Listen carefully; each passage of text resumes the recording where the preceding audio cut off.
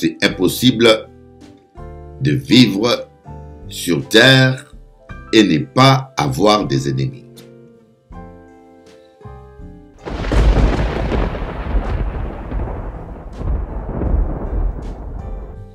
Voyez l'avantage lorsque on est appuyé sur l'Éternel. Le jour où vous êtes déçu, ou votre mari ou votre femme, votre épouse, ou votre collègue ou ami vous déçoit, le choc sera moins dur.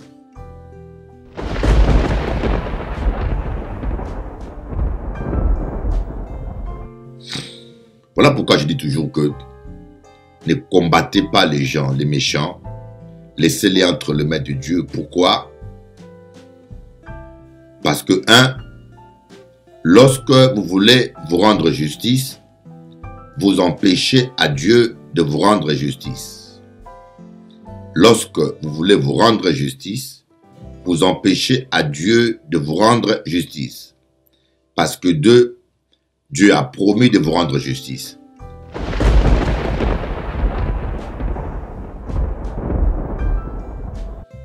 Comme on dit, qui vivra verra. Tant que vous êtes sur terre, vous allez faire face aux problèmes.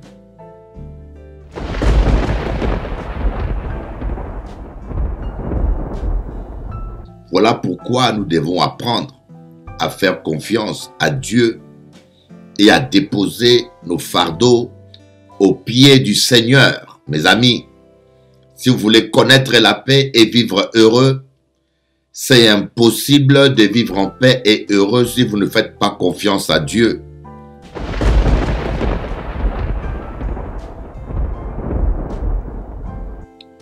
Même Jésus lui-même, le Fils de Dieu, avait des problèmes. Est-ce que vous savez ça? Jésus avait des problèmes de trésorerie. Jésus avait des problèmes de trahison avec Judas. Jésus avait des problèmes d'opposition. Les Juifs s'opposaient en lui. Jésus avait des problèmes avec ses propres frères et sœurs de chair. On dit ses frères et sœurs même ne croyaient pas en lui. Jésus avait des problèmes avec des hommes religieux, les pharisiens, les hypocrites et les scribes qui voulaient les tendre de pièges. Jésus avait des problèmes même matériels. Il devait entrer à Jérusalem. Il n'avait pas des charrettes, il n'avait pas de transport. Mais Dieu a toujours pourvu. Dieu avait toujours pourvu.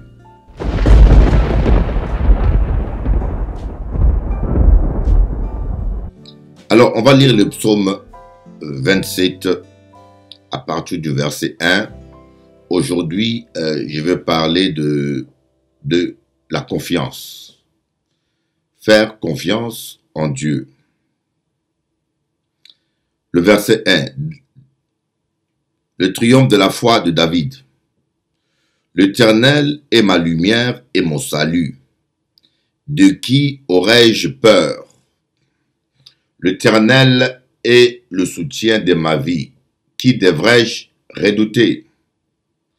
Quand des méchants s'avancent contre moi pour faire de moi leur proie, ce sont eux, mes persécuteurs et mes ennemis, qui trébuchent et tombent. Si une armée prend position contre moi, mon cœur ne prouve aucune crainte. Si une guerre s'élève contre moi, je reste malgré cela plein de confiance. Oh.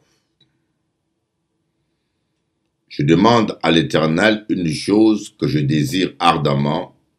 Je voudrais habiter toute ma vie dans la maison de l'Éternel pour contempler la beauté de l'Éternel et pour admirer son temple. C'est vraiment extraordinaire.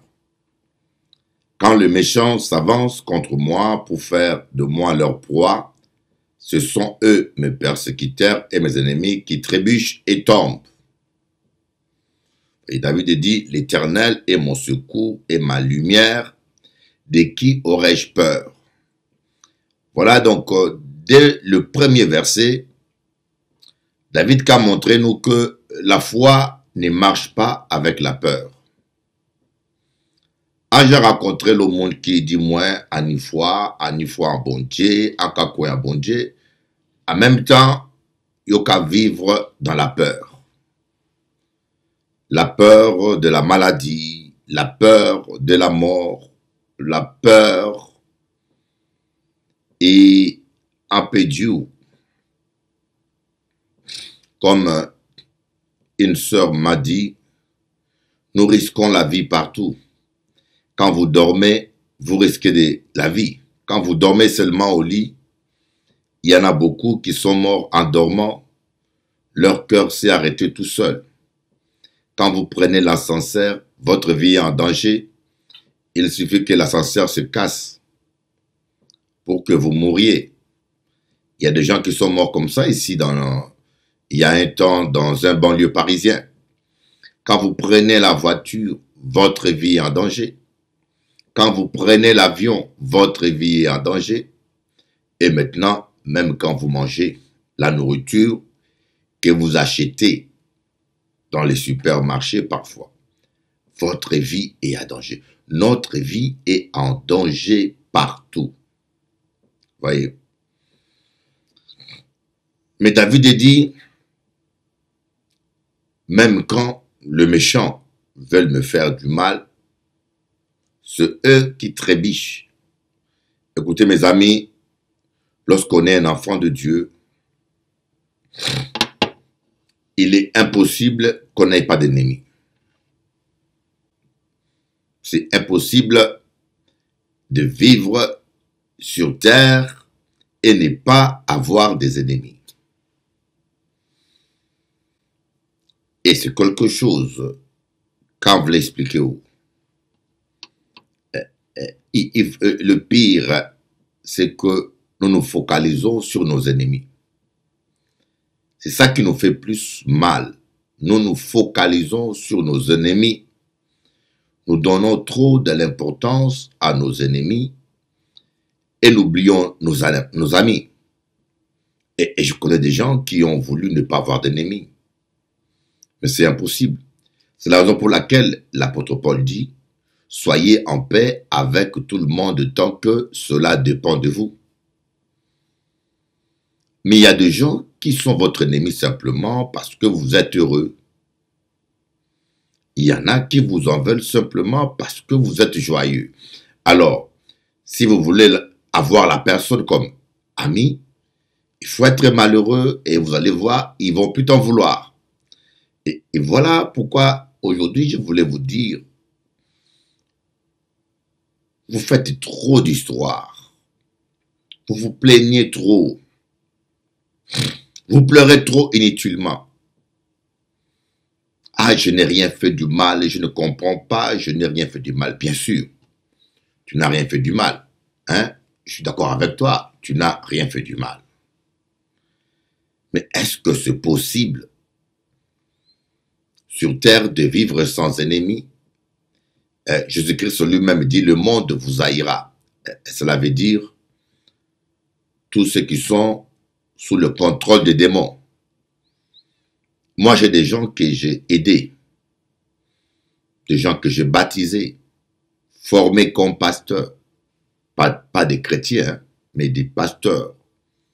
Je rencontre un jeune, je le baptise, et je le forme, je le paye pendant 10 ans dans le ministère. Je finance son mariage. J'ai beaucoup de gens comme ça. Et qui vous détestent peut-être, qui ne vous parlent même plus. Ça veut dire que vous serez mort ou vivant, ça revient au même. Je vous dis bien, vous serez mort ou vivant, ça revient au même. Mais la personne est un chrétien. Et encore, la personne est pasteur. Il prêche la parole. Je lui demande, qu'est-ce que Bishop Lee t'a fait? Il ne peut rien dire. Bishop Lee t'a volé? Non. Bishop Lee t'a insulté? Non. Qu'est-ce que Bishop Lee t'a fait? Voyez. Les gens sont terribles aujourd'hui. Les gens sont terribles. Vous savez, moi, chaque année, je vis toujours des trahisons. Chaque année. quelqu'un va commettre son péché, il va vivre dans son hypocrisie, et pour se sentir bien à l'aise et légitimer cette vie de péché, il va dire à sa maîtresse, Bishop Eli aussi fait ça. Bishop Eli aussi fait ça. Donc, il est obligé de parler du mal de Bishop Eli pour légitimer son péché. Donc, si Bishop Eli tue les gens, toi aussi, tu as le droit de tuer les gens. Si Bishop Eli, je ne sais pas, trafique la drogue, tu as aussi le droit de trafiquer la drogue. C'est un argument banal, ridicule et stupide. Et pire, la personne est obligée, des fois, se sent moralement obligée de mentir sur toi. Mais c'est ça la vie. Parfois, c'est la personne à qui tu as plus confiance. Voilà pourquoi je comprends aujourd'hui, la Bible dit malheur à l'homme qui se confie à l'homme. Parfois, c'est nos parents. Et parfois, David a dit, mon père et ma mère m'abandonneront. Quand même mon père et ma mère m'abandonneraient, l'Éternel me recueillera. Ton père, moi j'ai un de mes cousins qui est malade. Ma tante l'a abandonné. J'ai un des cousins qui est malade, qui a des problèmes psychiatriques au Congo. Une de mes tantes, sa mère, l'a abandonné. Et le cousin vit dans la rue. Ce cousin, il ramasse la nourriture. Il fait des petits boulots d'esclave pour avoir de quoi manger. Et même ses frères et sœurs sont en Europe, ne font rien pour lui. Et un jour, on m'a mis au courant de sa situation. J'ai dit non, je n'abandonnerai pas mon cousin. Ça me coûtera ce que ça me coûtera. Il ne faut jamais oublier d'où on vient, où on a été. Et j'ai appelé en Afrique. J'ai pu contacter mes oncles. Je dis, allez le trouver. Trouvez-lui un studio, je vais payer. Je payerai la nourriture, je vais payer. Je payerai son traitement, je vais payer. Et amenez-le dans l'église, on va prier pour lui. Mais je ne peux pas, moi, Bishop Eli, abandonner mon frère et prêcher l'évangile. Vous voyez? Mais la personne a été abandonnée par sa propre mère. Je ne la condamne pas. Hein? Je ne sais pas dans quelles conditions elle a abandonné son fils. Mais moi, j'abandonnerai jamais les miens. J'accepte même de tout perdre. Même de perdre ma vie. Je n'abandonnerai jamais mes enfants, ni mon fils. Les hommes, bien sûr, les hommes changent. Les hommes, malheur à l'homme qui se confie en l'homme et qui prend la chair pour son appui. Malheur.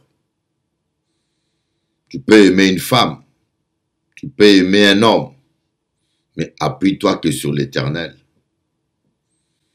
Voyez, l'avantage, lorsque on est appuyé sur l'Éternel, le jour où vous êtes déçu, ou votre mari ou votre femme, votre épouse, ou votre collègue ou ami vous déçoit, le choc sera moins dur. Le choc sera moins dur. C'est ça l'avantage. Et là, je parle d'une manière psychologique. Hein. Quand vous n'êtes pas appuyé sur quelqu'un que vous aimez bien, le jour où il va vous décevoir, le choc sera moins dur. Mais quand vous vous appuyez sur quelqu'un et que vous vous investissez à 100% dans une personne, surtout dans un mari ou dans une femme. Les jours où il vous déçoit ou elle vous déçoit, vous pouvez déprimer. Moi, je vis de femmes qui se sont suicidées. J'ai vu des hommes qui ne se sont jamais remis de la déception amoureuse. Un jour, j'étais à Pointe-à-Pitre. J'allais voir une sœur qui s'appelait Josette. Cette sœur-là gardait mon fils. Et chaque fois que j'allais déposer mon fils, j'attendais de vieux chants romantiques de 1901. Quand je dis 1901, de vieux chants romantiques qui dataient de 1940, 50. Et des chants tristes et mélancoliques. Et ben, je me disais, mais je dis à la sœur Josette, qui est maintenant près du Seigneur, mais c'est qui ton voisin là? Il m'a dit, ah, Bishop Eli, le monsieur, sa femme l'a abandonné, ça fait des années, il vit seul, et il est comme ça maintenant. Tous les matins, il se console avec des chants, et il passe toute sa journée comme ça, il ne travaille pas, il ne sort pas, il est devenu dépressif, il écoute des chants mélancoliques. C'est triste. En passant, si tu es là, tu es concerné. En passant. Donc, je voulais dire que les ennemis, on ne peut pas ne pas en avoir. C'est vraiment, ça fait partie de la vie. Même David avait des ennemis. Jésus en avait.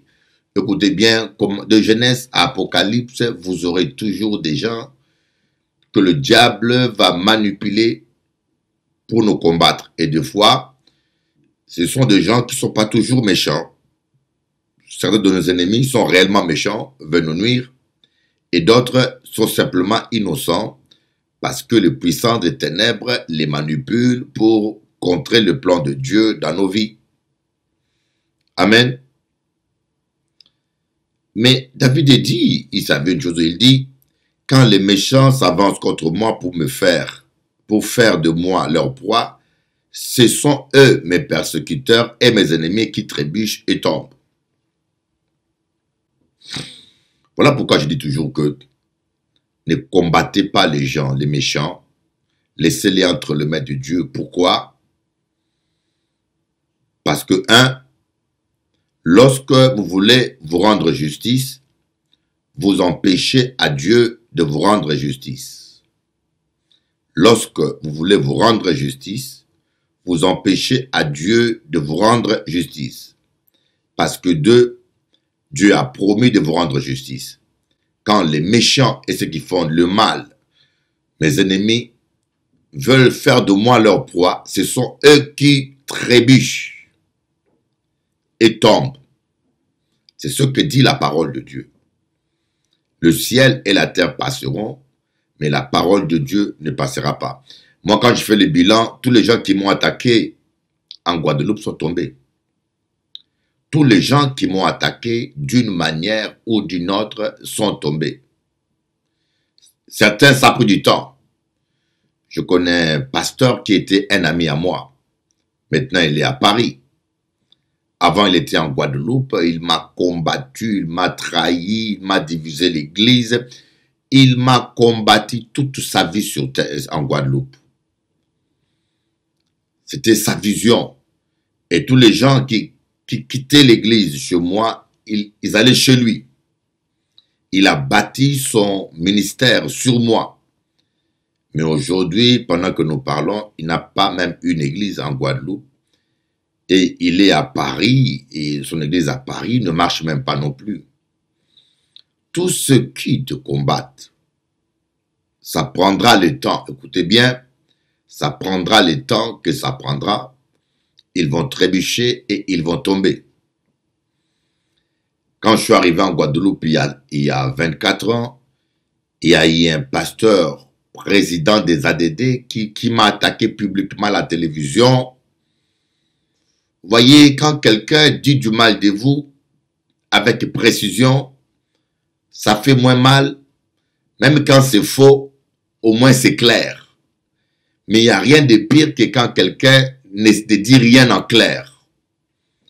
Mais il crée, comment on dit ça, des suspicions. Cet homme-là, devant R-Info, devant la télévision guadeloupéenne, il a fait des allusions négatives, mais il est tombé. Tous les pasteurs qui m'ont attaqué en Guadeloupe sont tombés. On ne le souhaite pas, hein? On ne le souhaite pas. Mais les gens qui te combattent tombent.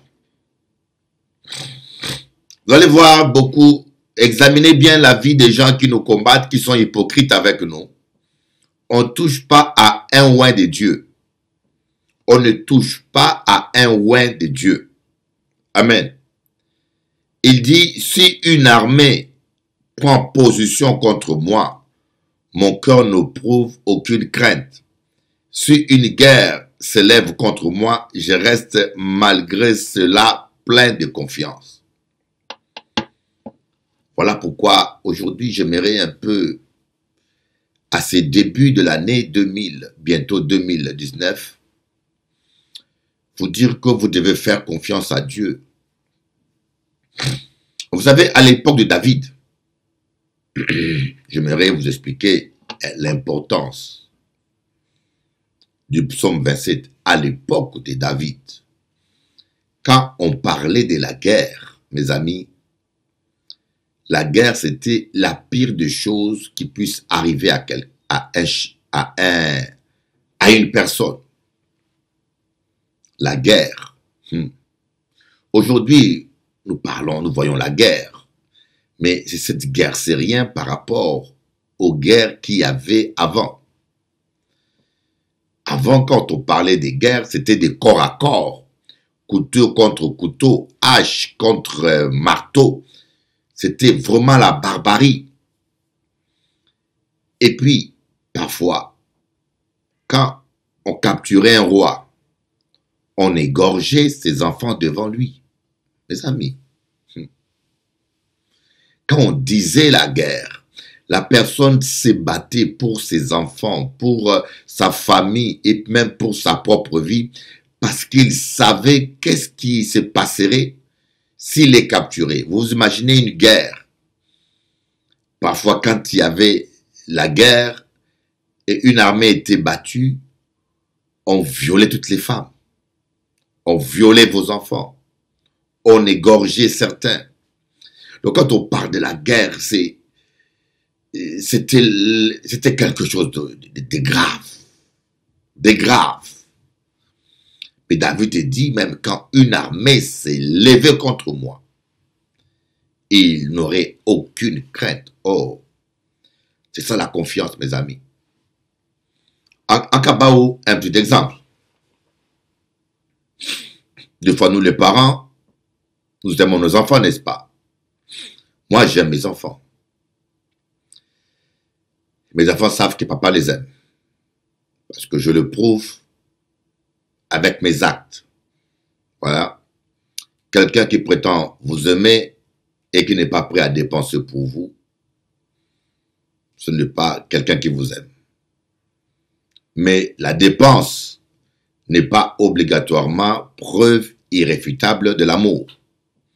Il y en a qui peuvent dépenser pour vous et ne pas vous aimer, seulement vous exploiter et profiter de vous. Mais quelqu'un qui vous aime réellement va au minimum dépenser pour vous. Voilà pourquoi je me dis, les femmes qui prennent les hommes en charge, vous pensez que ces gens-là vont vous aimer parce que vous dépensez pour eux. Vous savez, l'amour ne s'achète pas. Je connais beaucoup d'hommes, surtout ici à Paris, qui sont des profiteurs. Ils vont chez une dame. Excusez-moi si monsieur ou madame ou mon frère, je ne dis pas que c'est tous les hommes. Hein. Peut-être qu'il y a des spectateurs qui sont au chômage là, qui me suivent. Je ne fais pas allusion à vous. Hein. Il y a des gens qui cherchent vraiment du travail et qui n'en trouvent pas. On ne peut pas les condamner. Ce n'est pas un profiteur. Il cherche et il n'en trouve pas. On est en temps de crise. Et si ta femme travaille, trouve rien de mauvais que tu dépendes d'elle. C'est la vie. Mais je parle des fainéants et des paresseux qui aiment être pris en charge par des femmes et surtout des fonctionnaires.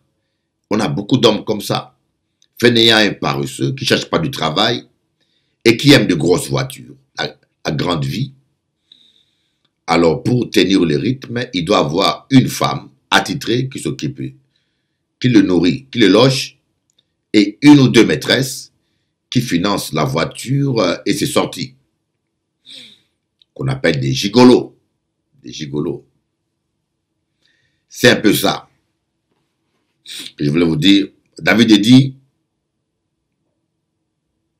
je n'aurai aucune crainte, même quand une armée. Alors je vous dis, des fois on aime protéger les enfants, n'est-ce pas? On aime protéger les enfants. Mais moi, j'ai un enfant qui est une fille que j'aime beaucoup, qui est à New York.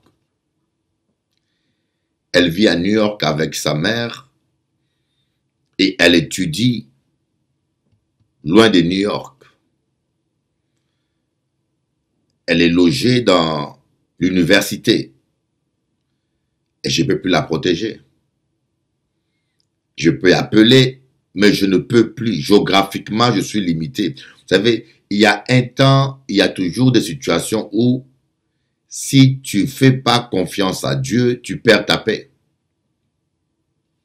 Je peux vous dire, si tu ne fais pas confiance à Dieu, tu perds ta paix.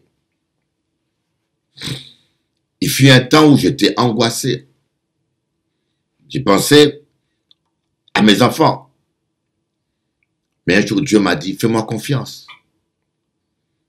Confie ton enfant entre les mains de Dieu.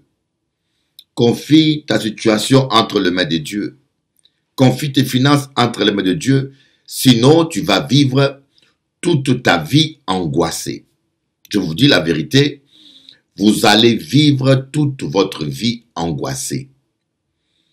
Tant que vous êtes sur terre, vous aurez des problèmes. Les solutions succèdent aux problèmes et les problèmes suivent les solutions. C'est comme les vagues. Solution, problème, solution, problème. C'est le cycle de la vie. Comme on dit, qui vivra verra. Tant que vous êtes sur terre, vous allez faire face aux problèmes. Bien sûr, personne n'aime des problèmes. Il y a des problèmes désagréables. Mais, mon ami, qui vivra verra. Alors, j'étais angoissé. Et j'ai dû me résoudre de déposer ce fardeau au pied du Seigneur. Je dis, Seigneur, c'est toi qui m'as donné cet enfant. Seigneur, je te la confie. Je te fais confiance. De toute façon, je n'ai pas le choix. Je suis ici à Paris, mais toi, tu es là-bas avec elle. Tu peux la protéger. Souviens-toi que c'est mon enfant. Je fais confiance à Dieu. Et vous savez, un jour,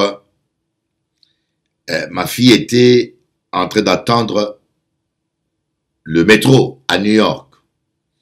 Je l'avais acheté un iPhone qu'elle aimait bien et l'iPhone est tombé dans les rails du train.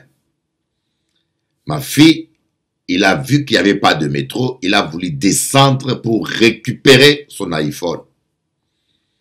Il y avait un noir américain qui était à côté, qui l'a attrapé, qui lui a dit « Ne fais pas ça ». Et dans quelques secondes, le métro est passé. Waouh! Et quand on m'a dit ça, je pleurais. J'ai dit, oh, les enfants font toujours des bêtises. Je pleurais et une voix m'a dit, l'ange de l'Éternel campe autour de ceux qui craignent Dieu. Ta fille t'a parlé d'un homme noir américain qui la garde, qui l'a tenu, mais c'était l'ange de l'Éternel.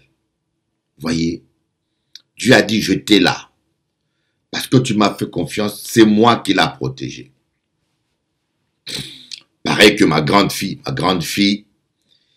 la fille aînée, un jour elle était à Grenoble. Elle marchait en plein hiver. C'était l'un des hivers le plus rude qu'on a eu ici en France. Et arrive en chemin, il a fait tomber son stylo. Et elle s'est arrêtée, elle a ramassé le stylo. Quand elle a voulu faire un pas, un bloc de glace a quitté le toit d'un immeuble et ce bloc est tombé juste devant elle. Elle a dit, papa, si j'avais fait seulement un pas de plus,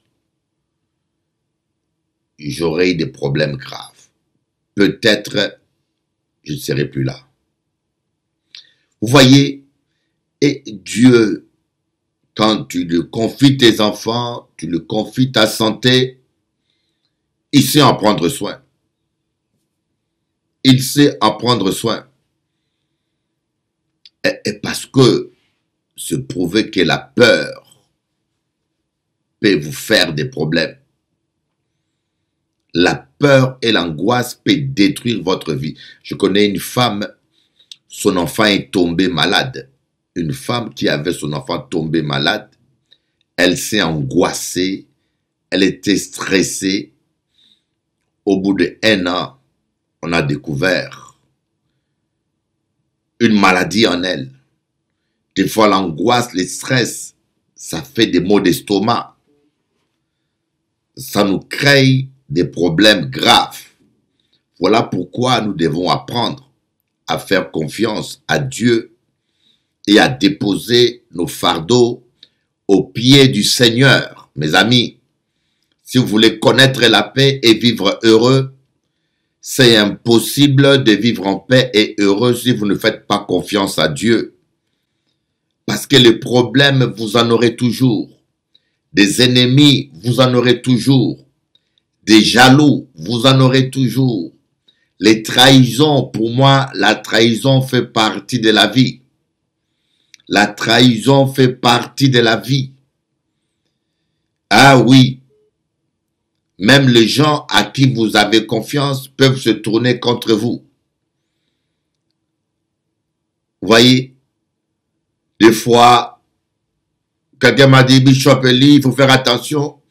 Tu peux faire attention comme tu veux, mais le cœur des gens change. C'est vrai, en faisant attention, on peut diminuer possibilité que mon la ou. En étant plus prudent, on peut minimiser les couillonnades. Mais on ne peut pas tout empêcher. On ne peut pas tout empêcher. Fais confiance à Dieu. Dépose tes fardeaux aux pieds du Seigneur et fais simplement confiance à Dieu. Il est ton papa, il est ton père. Il ne t'abandonnera jamais. C'est ce que moi je voulais dire à Zot. Faites confiance à Dieu. Même quand une armée s'élève contre moi, même quand une armée s'élève contre moi, je serai malgré tout plein de confiance. Voyez, c'est ça la foi. La foi fait confiance à Dieu. Vous ne pouvez pas dire que vous avez la foi et vous êtes angoissé. Vous ne pouvez pas dire que vous avez la foi et vous êtes énervé.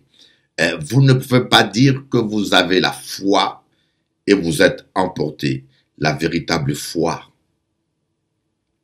vous amènera à faire confiance à Dieu et à rester malgré tout dans la paix, malgré les circonstances opposées. Même Jésus lui-même, le Fils de Dieu, avait des problèmes. Est-ce que vous savez ça? Jésus avait des problèmes de trésorerie. Jésus avait des problèmes de trahison avec Judas. Jésus avait des problèmes d'opposition. Les Juifs s'opposaient en lui. Jésus avait des problèmes avec ses propres frères et sœurs de chair. On dit ses frères et sœurs même ne croyaient pas en lui. Jésus avait des problèmes avec des hommes religieux, les pharisiens, les hypocrites et les scribes qui voulaient les tendre de pièges. Jésus avait des problèmes même matériels. Il devait entrer à Jérusalem. Il n'avait pas des charrettes, il n'avait pas de transport. Mais Dieu a toujours pourvu. Dieu avait toujours pourvu. Pourquoi? Parce que Jésus avait foi. Vous savez, lorsque nous n'avons pas la foi, nous empêchons à Dieu d'intervenir. Parce que c'est un principe biblique, Dieu intervient seulement lorsque nous avons la foi. Dieu intervient seulement lorsque nous avons la foi.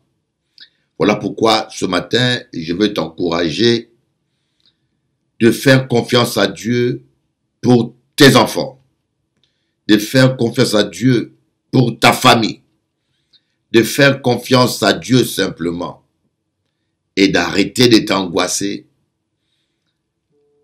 et d'arrêter de t'inquiéter. Fais simplement confiance à Dieu et il ne te décevra pas. Alors, en cas des autres, soyez bénis et à bientôt.